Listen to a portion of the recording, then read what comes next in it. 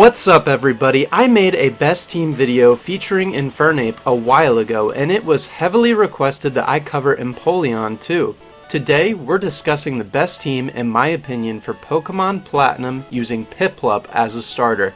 I had a lot of fun with my testing and I'm excited to dive in. If you are playing Diamond or Pearl versions, please note that there are many differences between Platinum and these older versions, which may make this team builder not quite make sense for you. In that case, I'd maybe draw inspiration from this video, but be wary of directly copying this team if you aren't playing Platinum version. So up first is Empoleon, and it is really solid all around. The water and steel type combination is incredible, only taking super effective damage from fighting, ground, and electric moves.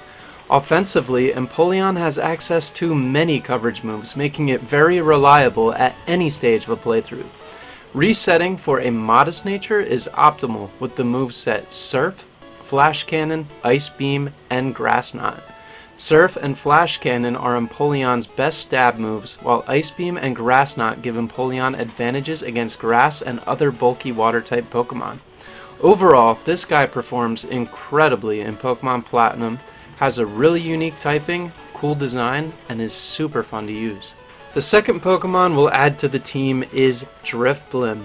Most people will opt for Staraptor in this slot, but I really appreciate how Drifblim's immunities pair with our starter Empoleon. Drifblim is immune to fighting and ground moves, which are 2 out of 3 of Empoleon's weaknesses, making it a near perfect switch-in to threatening moves. If you'd rather use Staraptor, that's also an awesome choice, but I do think Drifblim makes this team much more unique than other Platinum teams I've seen. This guy is a static encounter outside of the Valley Windworks and appears specifically on Fridays. If you're starting up your game and you don't want to wait for Friday, you can just change your device date and time settings to encounter Drifloon. I would recommend adding Drifloon to the team before the second gym because Piplup will struggle against Gardenia's grass types. During my playthrough, I went with a mixed moveset for Drifblim with a rash nature. The one that worked best was Shadow Ball, Charge Beam, Fly, and Baton Pass. Shadow Ball can be Ominous Wind if you want to dive deeper into Baton Pass strategies, but I found it to be inconsistent.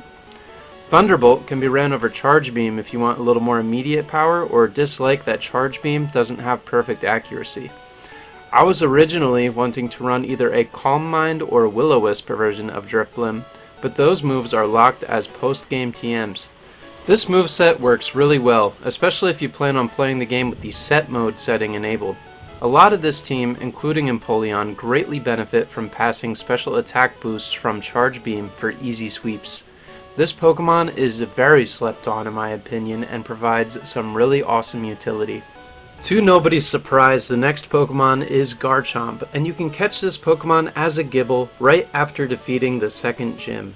What makes this even better is you can get the Earthquake TM in the same cave you catch Gibble extremely early in the game. I know everybody throws Garchomp on their team, but it makes a lot of sense here. Both Empoleon and Drifblim appreciate having a strong ground type on the team to take care of opposing electric types.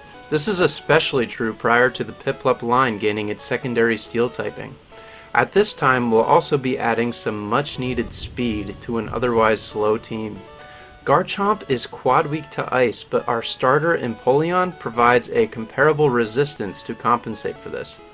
I used a Jolly Nature Garchomp with the moves Earthquake, Dragon Claw, Rock Slide, and Swords Dance. Swords Dance is unfortunately a game corner TM, but if you don't want to grind or want some additional HM utility, you can teach Rock Climb in this slot instead. Anyways, that's Garchomp. I feel like it's not a secret that this Pokemon is incredible. There's a reason why Cynthia's is so famously scary. A piece of advice though, if you do not know where Wayward Cave is, please do yourself a favor and look it up. The entrance is hidden, and you will likely not be able to find it if you are playing this game blind or visiting this location for the first time. The fourth Pokemon joining the team is Gallade. This Pokemon is a bit of a flex pick, so if you wanted to make any changes to this team, I'd likely advise you to swap out Gallade. Despite this, Gallade is excellent in Pokemon Platinum and helps tremendously against fighting and steel types that are often challenging for the rest of the team to get through. As a bonus, Gallade also clears ice types for Garchomp as well, although Empoleon's Flash Cannon is good for this too. Some of the strongest reasons Gallade was chosen is its versatility and that you can get it before the fighting gym. I ran a Jolly Gallade with the moves Psycho Cut, Drain Punch, Night Slash, and Swords Dance. Gallade also notably has access to Leaf Blade and Close Combat if you'd rather use these moves in place of those. I like the chosen moveset because Drain Punch pairs well with Swords Dance to enable easy setup. Night Slash is good here for opposing Psychic types and Ghost types. Without spoiling the rest of the team, Gallade rounds off some weaknesses very nicely and can handle most situations it's thrown into very well. Keep in mind that you will need a male Ralts in order to evolve Gallade, and that you can find a Dusk Stone hidden near Pastoria City to get this fully evolved quite early. The next member of the team is another that appreciates Drifblim's Baton Pass boosts and matches up well into the Elite Four. Houndoom, specifically with the Flash Fire ability, was chosen as the 5th member of the team. Flash Fire gives Houndoom an immunity to fire moves, making it very useful into Flint of the Elite Four. The moveset that I've found to be the best for Houndoom is Flamethrower, Dark Pulse, Toxic, and Nasty Plot. At first, I had Sludge Bomb over Toxic, but it didn't really make sense since Fairy type isn't introduced yet, and Houndoom can already hit Grass types with Flamethrower super effectively. Other than Toxic, you could run Strength in this slot strictly for convenience outside of battle. Houndoom is notably very good against Elite Four Aaron, Flint, and Lucian, while also just generally one of the few fire types even available in Platinum version. Another reason why Flash Fire is nice to have on Houndoom is because our last member of the team is Abomasnow. Abomasnow is quad weak to fire, but we have several great switch-ins such as Houndoom and Garchomp to take fire type hits if needed. Abomasnow was added mainly to answer Cynthia's Garchomp easily with a quick Ice Shard, but can also easily take out threats such as bulky water type Pokemon like Melodic. Generally, Abomasnow also does very well against Bertha's team and can shut down her Sandstorm with the Snow Warning ability. The best Abomasnow moveset I've found was to use Blizzard, Ice Shard, Wood Hammer, and Brick Break with a Lonely Nature. This set takes full advantage of Abomasnow's offensive capabilities and has perfect accuracy Blizzard in the hail. Brick Break is to hit steel types and can be Rock Smash instead, but this does make Abomasnow notably worse. Despite late access to Abomasnow, this Pokemon was probably the most fun to use on the team, and hitting Baton Pass boosted Blizzards was absurdly powerful.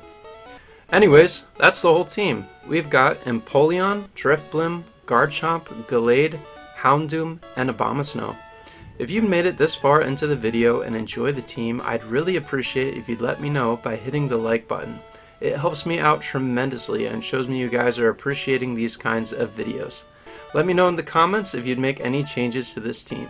Thank you for watching, and I'll see you in the next one.